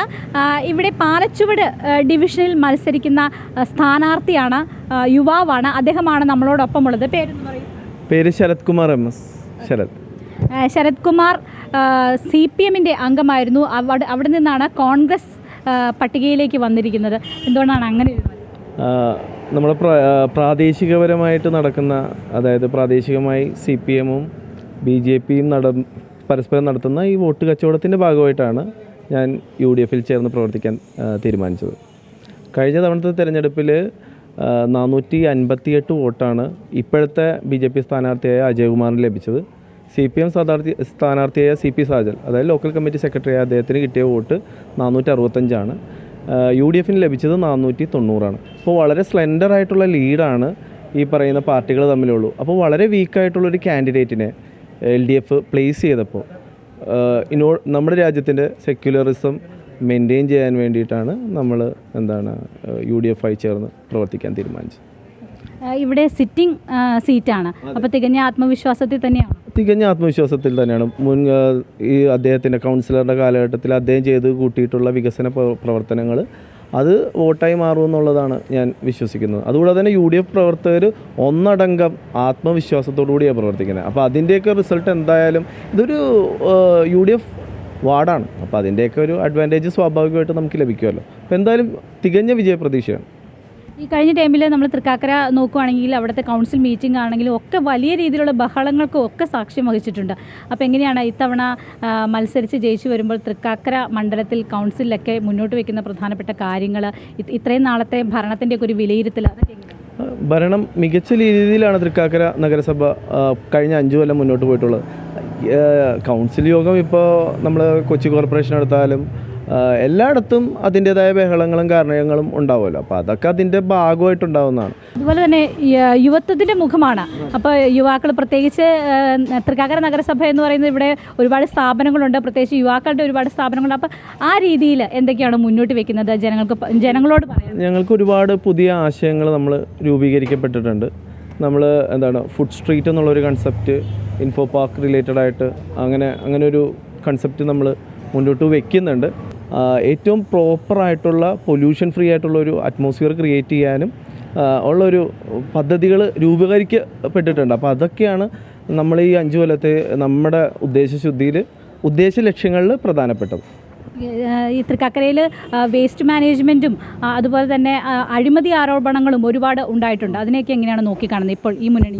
ഇനി ഒരിക്കലും ആ രീതിയിലുള്ള അഴിമതി ആരോപണങ്ങളല്ല, അതൊന്നും തെളിയിക്കപ്പെടുന്നില്ലല്ലോ. ഈ ആരോപണം ആർക്ക് വേണമെങ്കിലും പറയാമല്ലോ. അപ്പോൾ അതെല്ലാം ഇനിയുള്ള കാലത്ത് അത് ആരോപണങ്ങളുണ്ടാവും. തെറ്റാര് ചെയ്താലും ശിക്ഷിക്കപ്പെടട്ടെ. അഴിമതി ഉണ്ടാവാതിരിക്കാൻ പൂർണ്ണമായിട്ട് തുടച്ചു നിൽക്കുന്ന ഒരു ഭരണമായിരിക്കും. ഇവിടെ ശരത്ത് വലിയ ശുഭപ്രതീക്ഷയിലാണ്. കോൺഗ്രസിൻ്റെ സിറ്റിംഗ് സീറ്റ് തന്നെയാണ്. ആ ഒരു ആത്മവിശ്വാസം കൂടിയുണ്ട്. എന്തായാലും എല്ലാ വിജയാശംസകളും. ക്യാമറമാൻ ബിനു ഈശ്വരമംഗലത്തിനൊപ്പം AT അശ്വതി, അമൃത ന്യൂസ്, കൊച്ചി. കോഴിക്കോട് ജില്ലയിലെ രാമനാട്ടുകര നഗരസഭയിൽ തദ്ദേശ തെരഞ്ഞെടുപ്പ് പോരുമുറുകുകയാണ്. UDF-ൽ നിന്നും ഭരണം തിരിച്ചുപിടിക്കാനുള്ള ശ്രമത്തിലാണ് LDF. UDF, LDF മാറി മാറി ഭരിക്കുന്ന രാമനാട്ടുകരയിൽ ഇത്തവണ ആര് അധികാരത്തിലെത്തുമെന്ന ആകാംക്ഷ ജനങ്ങൾക്കുണ്ട്.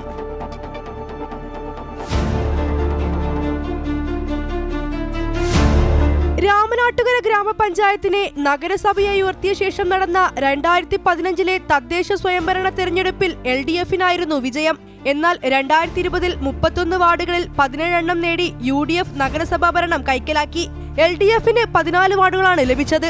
LDF-ഉം UDF-ഉം മാറി മാറി ഭരിക്കുന്ന രാമനാട്ടുകര നഗരസഭയിൽ പലയിടങ്ങളിലും 2ാം സ്ഥാനത്ത് വരെ എത്തിയെങ്കിലും ഇതുവരെ ഒരു വാർഡ് സ്വന്തമാക്കാൻ BJPക്ക് കഴിഞ്ഞിട്ടില്ല. ഇക്കഴിഞ്ഞ ഒക്ടോബറിലാണ് രാമനാട്ടുകര നഗരസഭയുടെ പുതിയ കാര്യാലയം മുഖ്യമന്ത്രി പിണറായി വിജയൻ ഉദ്ഘാടനം ചെയ്തത്. പുതിയ കെട്ടിടം UDF-ഉം LDF-ഉം അവരുടെ വികസന നേട്ടമായി കരുതുന്നു. ജനങ്ങൾക്ക് വേണ്ട എല്ലാ അടിസ്ഥാന സൗകര്യവും ഒരുക്കി നൽകിയ UDF ഭരണത്തിൽ അവർ തൃപ്തരാണെന്ന് രാമനാട്ടുകര നഗരസഭാ ചെയർപേഴ്സൺ VM പുഷ്പ പറഞ്ഞു.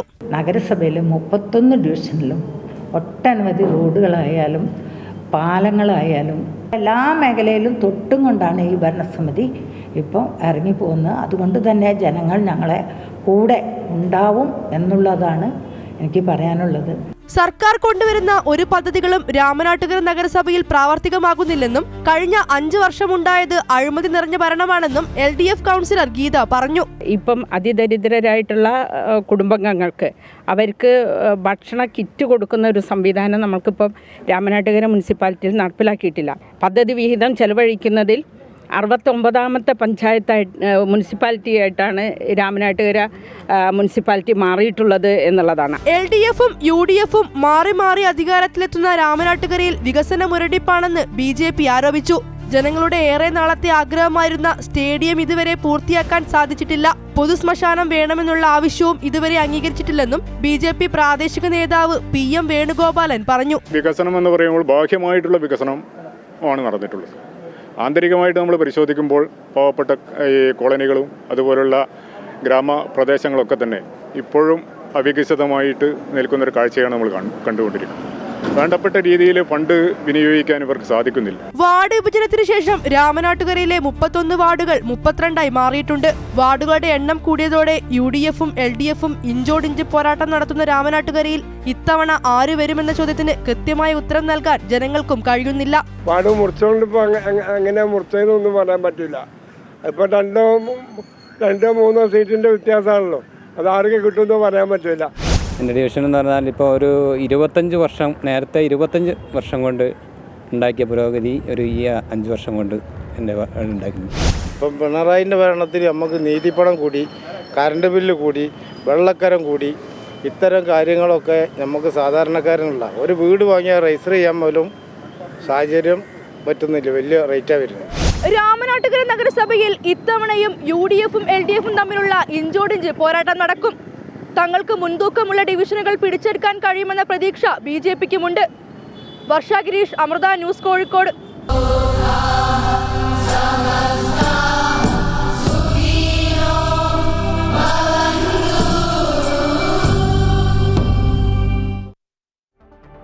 യൂറോപ്യൻ സന്ദർശനത്തിന്റെ ഭാഗമായി സദ്ഗുരു ശ്രീമാത അമൃതാനന്ദമയി ദേവി ഇറ്റലിയിലെ മിലാനടുത്തുള്ള പിയാസെൻസയിലെത്തി. അമ്മയുടെ ദിവ്യ സാന്നിധ്യത്തിൽ നടന്ന 3 ദിവസത്തെ പരിപാടിയിൽ നിരവധി പേർ പങ്കുചേർന്നു. അന്താരാഷ്ട്ര അക്കാദമിക് സഹകരണങ്ങളുടെ ഭാഗമായി 2 സ്ഥാപനങ്ങളുമായി അമൃത വിശ്വവിദ്യാപീഠം ധാരണാപത്രം ഒപ്പിട്ടു.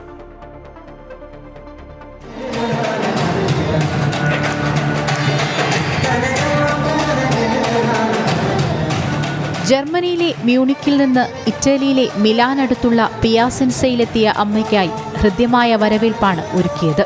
ഇറ്റലിയുടെ വിവിധ ഭാഗങ്ങളിൽ നിന്നായി ആയിരക്കണക്കിന് ഭക്തരാണ് അമ്മയുടെ ദിവ്യ സാന്നിധ്യത്തിൽ നടന്ന ചടങ്ങിൽ പങ്കെടുക്കാനായി എത്തിയത്.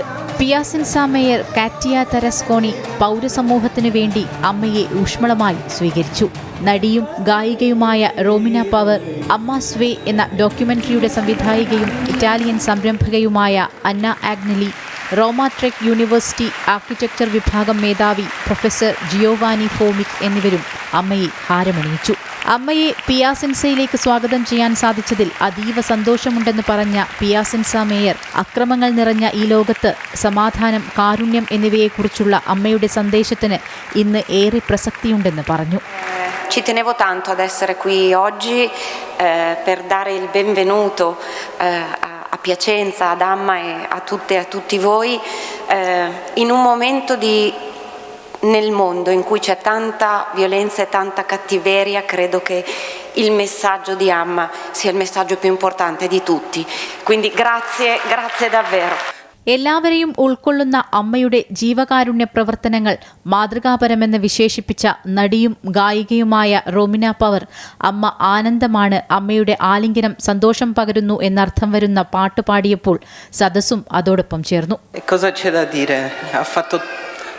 Le sue opere parlano da sole. Guarda, è una commozione continua stare vicino ad Amma, ma mi viene in mente una canzone, per esempio Felicità e stare con Amma oggi che grande città e abbracciarsi tutti insieme in questa occasione, la felicità. E così vi lascio con questo.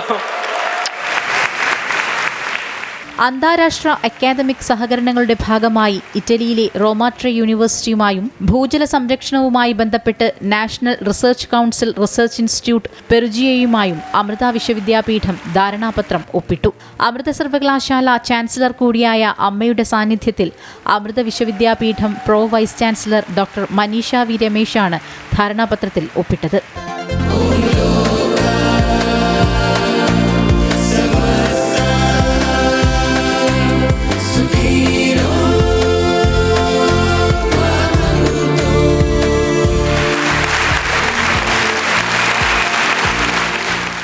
മൂന്ന് ദിവസങ്ങളിലായി നടന്ന ധ്യാനം, ഭജന, ലോകസമാധാനത്തിനായുള്ള പ്രാർത്ഥന എന്നിവയിൽ ആയിരക്കണക്കിന് ആളുകൾ പങ്കുചേർന്നു. ഓം പരാശക്തി നമഃ, ഓം പരാശക്തി നമഃ, ഓം പരാശക്തി നമഃ, ഓം പരാശക്തി നമഃ.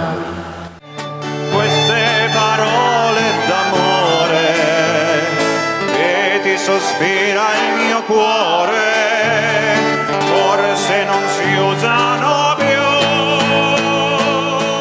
ദർശനത്തിനെത്തിയ ഓരോരുത്തരെയും അമ്മ സ്നേഹപൂർവ്വം ആലിംഗനാനുഗ്രഹം നൽകി. Sei tu la vita e con la vita non ti lascio mai più.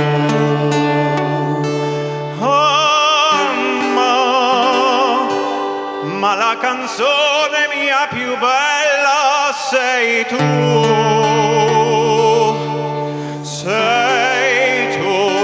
la vita e per la vita. ജർമ്മനിയിലെ ബ്രാംബാക്ടിലാണ് അമ്മയുടെ അടുത്ത പരിപാടി. News desk, Amrita TV. തുടക്കത്തിൽ സൂചിപ്പിച്ചതുപോലെ വരും ദിവസങ്ങളിൽ സംസ്ഥാനത്ത് അതിശക്തമായ മഴയ്ക്ക് സാധ്യതയുണ്ടെന്ന് കാലാവസ്ഥാ നിരീക്ഷണ കേന്ദ്രം മുന്നറിയിപ്പ് നൽകുകയാണ്. ബംഗാൾ ഉൾക്കടലിനും ശ്രീലങ്കയ്ക്കും മുകളിലായി പുതിയ ന്യൂനമർദ്ദം രൂപപ്പെട്ടതിനാൽ ശക്തമായ ഇടിമിന്നലോടുകൂടിയ മഴയ്ക്കും കാറ്റിനുമാണ് സാധ്യത. തിരുവനന്തപുരം, കൊല്ലം, പത്തനംതിട്ട, കോട്ടയം, ഇടുക്കി, മലപ്പുറം ജില്ലകളിൽ യെല്ലോ അലർട്ടാണ്. കേരള, ലക്ഷദ്വീപ് തീരങ്ങളിൽ മത്സ്യബന്ധനത്തിന് വിലക്കേർപ്പെടുത്തിയിട്ടുണ്ട്.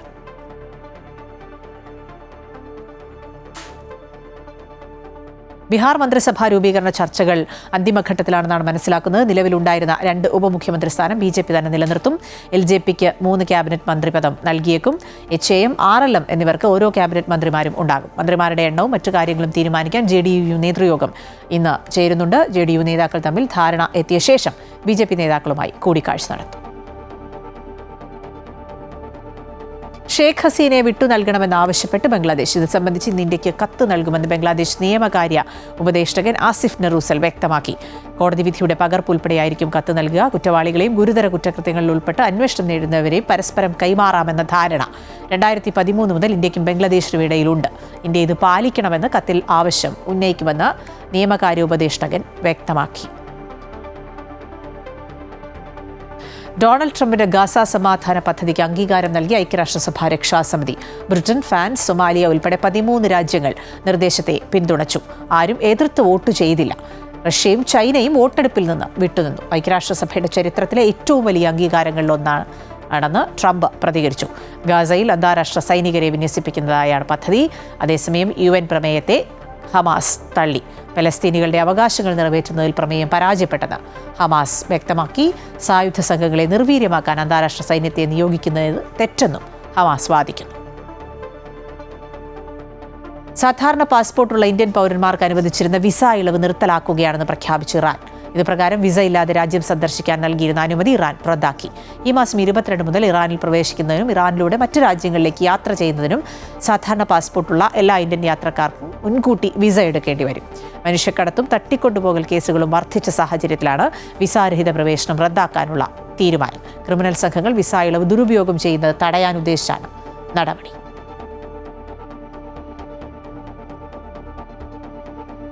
മരം മുറിക്കുന്നതിനിടെ രക്തസമ്മർദ്ദം താഴ്ന്ന് മരത്തിന് മുകളിൽ കുടുങ്ങിയ യുവാവിനെ ഫയർഫോഴ്സ് എത്തി രക്ഷപ്പെടുത്തി. കോട്ടയം തെള്ളകം കാരിത്താസ് ഓവർബ്രിഡ്ജിന് സമീപം തിങ്കളാഴ്ച വൈകുന്നേരമായിരുന്നു സംഭവം. കോട്ടയം സംക്രാന്തി സ്വദേശിയായി സിജുവാണ് രക്തസമ്മർദ്ദം കുറഞ്ഞതിനെ തുടർന്ന് മരത്തിന് മുകളിൽ കുടുങ്ങിയത്. വീട്ടുടമ വിവരമറിയിച്ചതിനെ തുടർന്ന് അഗ്നിരക്ഷാസേന എത്തി സിജുവിനെ താഴെ ഇറക്കുകയായിരുന്നു. 1 മണിക്കൂറോളം നീണ്ട പരിശ്രമത്തിനൊടുവിലാണ് സിജുവിനെ താഴെ ഇറക്കിയത്.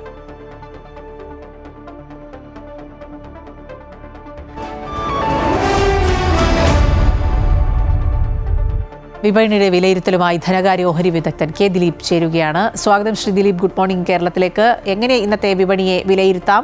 ഒരു നേട്ടം പ്രതീക്ഷിക്കാം? ഇന്നലത്തേതിൽ നിന്നും മാറ്റമില്ലാതെ വ്യാപാരം തുടങ്ങാനാണ് സാധ്യത. ഇന്നലെ 26,000 എന്ന നിലവാരത്തിന് മുകളിൽ മുൻനിര സൂചിയായി നിഫ്റ്റി വ്യാപാരം അവസാനിപ്പിച്ചിരുന്നു. ഇത് അടുത്തിടെ 2ാം തവണയാണ് 26,000 എന്ന നിലവാരത്തിന് മുകളിലേക്ക് നിഫ്റ്റിയിൽ വ്യാപാരം അവസാനിപ്പിക്കുന്നത്. മാത്രമല്ല ബാങ്കിങ് സൂചിക ചരിത്രത്തിൽ ഏറ്റവും ഉയർന്ന നിലവാരത്തിലേക്ക് എത്തുകയും ചെയ്തു. അതുമാത്രമല്ല എല്ലാ മേഖലകളിലും സമഗ്രമായ രീതിയിലൊരു മുന്നേറ്റം ഇന്നലെ പ്രകടമായിരുന്നു. അതുകൊണ്ട് തന്നെ വരും ദിവസങ്ങളിലും ആ നിക്ഷേപ താല്പര്യം തുറന്നേക്കുമെന്നുള്ളതിൻ്റെ ഒരു സൂചന നൽകുന്നുമുണ്ട്. എന്തായാലും ഈ ഒരു നിലവാരത്തിൽ ഒരുപക്ഷെ നിക്ഷേപകർ ലാഭമെടുക്കാനുള്ള ഒരു സാധ്യതയുണ്ട് എന്നുള്ളത് കൊണ്ട് തന്നെ ഒരുപക്ഷെ ഒരു തിരുത്തലിന് സാധ്യതയുമുണ്ട്. എങ്കിൽ കൂടിയും വരും ദിവസങ്ങളിലും ആ ഒരു നേട്ടം വിപണിയിൽ ഉണ്ടായേക്കുമെന്നുള്ള പ്രതീക്ഷ വിപണിയിലുണ്ട്. ആഗോള സാഹചര്യങ്ങൾ തൃപ്തികരം തന്നെയാണ്. ഒട്ടേറെ ഘടകങ്ങൾ ആഗോള തലത്തിൽ വിപണിയെ സ്വാധീനിക്കാനുണ്ട്. ഏറ്റവും പ്രധാനപ്പെട്ടത് US അടിസ്ഥാന സാമ്പത്തിക വിവര കണക്കുമായി ബന്ധപ്പെട്ട ഒട്ടേറെ റിപ്പോർട്ടുകളാണ്. FOMC meeting minutes വരാനിരിക്കുന്നു.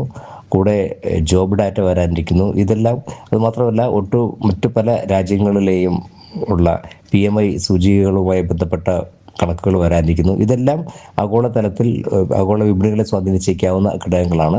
ആഭ്യന്തര തലത്തിൽ കാര്യങ്ങളെല്ലാം വിപണിക്ക് അനുകൂലമായി തന്നെ നിലനിൽക്കുന്നു. ആകെയുള്ള ഒരു പ്രതിസന്ധി എന്ന് പറയുന്നത് US ബന്ധപ്പെട്ടുള്ള താരിഫ് തീരുമാനവുമായി ബന്ധപ്പെട്ട ഒരു വ്യാപാര കരാർ അല്ലെങ്കിൽ ഉടമ്പടി ഇതുവരെ ഉണ്ടായിട്ടില്ല എന്നുള്ളതാണ്. അതിന് ഏതെങ്കിലും തരത്തിലൊരു സാധ്യതയോ സാഹചര്യമോ ഉണ്ടാകുന്ന ഘട്ടത്തിൽ വിപണി വലിയൊരു തരത്തിൽ മുന്നേറാനുള്ള സാധ്യതയുമുണ്ട്. എന്തായാലും ഉയർന്ന തോതിലുള്ള കയറ്റങ്ങൾ ഇപ്പോൾ ഇനിയും വിപണിയിൽ പ്രതീക്ഷിക്കണം. വിദേശ നിക്ഷേപ സ്ഥാപനങ്ങളുടെ നിലപാടുകളും വിപണിയിൽ നിർണായകമായിരിക്കും. പല ദിവസങ്ങളിൽ തുടരും. വിദേശക്ഷേമ സ്ഥാപനങ്ങൾ തുടർച്ചയായി വിപണിയിൽ വിൽപ്പന തുടരുകയാണ്. എന്നാൽ അത് മറികടക്കുന്ന രീതിയിൽ വലിയ തോതിലുള്ള ആഭ്യന്തര നിക്ഷേപ സ്ഥാപനങ്ങളുടെ ഭാഗത്തു നിന്നുമുള്ള അനുകൂലമായ ഇടപെടലാണ് ഒരു പരിധിവരെ വിപണിയുടെ ഇപ്പോഴത്തെ ഒരു മുന്നേറ്റത്തിന് പ്രധാനപ്പെട്ട ഒരു ഘടകം. എന്തായാലും ഇന്നും നേരിയ നേട്ടത്തിലായിരിക്കും വ്യാപാരം തുടങ്ങുക. വലിയ തോതിലുള്ള കയറ്റിറക്കങ്ങൾ പ്രതീക്ഷിക്കുകയും വേണം. ശരി, കെ ദിലീപാണ് വിപണിയുടെ വിലയിരുത്തൽ നൽകിയത്. ഇനി കായിക വാർത്തകൾ.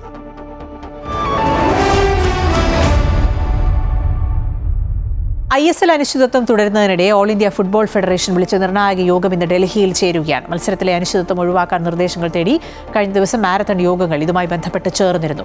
എക്സിക്യൂട്ടീവ് കമ്മിറ്റി അംഗങ്ങൾ, ISL ക്ലബ് ക്യാപ്റ്റന്മാർ, സിഇഒമാർ, ഐ ലീഗ് ക്ലബ്ബുകൾ എന്നിവരെ ഉൾപ്പെടുത്തിയായിരുന്നു യോഗങ്ങൾ. സുപ്രധാന തീരുമാനങ്ങളൊന്നും പക്ഷേ ഈ യോഗത്തിൽ ഉണ്ടായിരുന്നില്ല. പ്രതിസന്ധി തുടരുന്ന പശ്ചാത്തലത്തിൽ സുപ്രീംകോടതിയിൽ സമർപ്പിക്കേണ്ട ഹർജിയിൽ 12 ISL ക്യാപ്റ്റന്മാരും ഒപ്പുവെച്ചിരുന്നു. അടുത്തയാഴ്ച ഹർജി സമർപ്പിക്കാനിരിക്കെയാണ് ഇന്ന് യോഗം ചേരുന്നത്. അനിശ്ചിതത്വം തുടരുന്നതിനാൽ ടീമുകളുടെ മാനേജ്മെന്റും താരങ്ങളും ആശങ്കയിലാണ്. വിവിധ ക്ലബ്ബുകൾ പ്രവർത്തനം നിർത്തിവെച്ചിട്ടുണ്ട്. താരങ്ങളുമായുള്ള കരാറടക്കം റദ്ദാക്കാനുള്ള നീക്കങ്ങൾ നടക്കുന്നുവെന്ന സൂചനകളും പുറത്തുവരുന്നുണ്ട്.